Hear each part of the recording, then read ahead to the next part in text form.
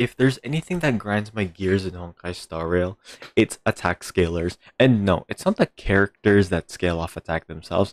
No, it's the reviews surrounding them. And the main offender of this are freaking luocha reviews. And maybe some Yukong too, but with luocha, he's an attack scaling healer.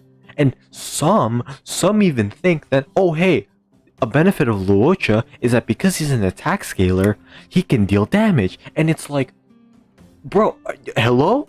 No, you don't build him as a damage dealer. Why? Because his capacity to deal damage is extremely minuscule. How are you going to deal damage with him? His basic attacks? Well, his basic attacks are extremely, well, basic. They're the same as each and every other character. Same scaling, same ratios. Maybe he has a multi-hit for some. Maybe his multi-hit can help with against some enemies. But no. Oh, his ult? Oh, because it debuffed? Yes.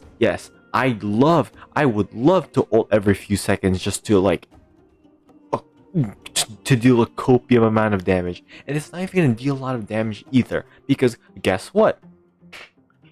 Do you know the other stat that damage dealers need? Oh yeah, it's crit rate and crit damage. So by building on a damage dealer to a non-damage dealer to deal damage, you're purposely scuffing them, and instead of building them with stats that actually matter, like for example with luocha, other than attack, the secondary stat that matters is effect resistance, because you don't want luocha to be CC'd. But no, it's some stupid reviews where it's like, oh hey, build luocha as a damage dealer because he can deal damage. He's an attack scaler, and that's extremely stupid. And the second thing is Yukong. Like, okay, when Yukong is a harmony first and foremost. Do you know what happens when you try to build damage on her? Oh, you fuck up her being a harmony. Because the most important thing about Yukong is applying her buffs. What's the point of applying her buffs if you can't even consistently apply it to your main damage dealer? Like, you want your main damage dealer to have Yukong's buff. By building damage, you're not able to speed modulate. And if you're not able to speed modulate, Yukong spends 90% of her time acting as a battery that does nothing other than just normal attack, and maybe occasionally use her skill to buff allies up like in the next turns. But again, Yukong is still pretty bad.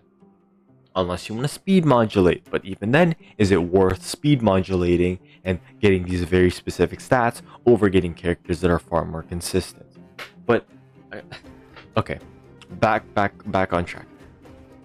The one argument I would say is maybe it's okay is that if like a healer or an attack scaler is already doing their job, then if they deal damage, it's a benefit because, you know, if a healer, if two healers heal the team or the raid party in an MMO, for example, really well, and they both heal the basically identically the same, the difference between the better healer and the worse healer is the one that can deal more damage than the other healer. And well, okay, maybe you're not even gonna get a crazy amount of damage from actual attack scalers in the first place unless you want to start putting crit rate and crit damage. And again, those stats incredibly difficult to find, and 90% of the time you're better off actually building your characters who actually are meant to deal damage, not some character who's supposed to heal and you'd rather build effect resistance on him.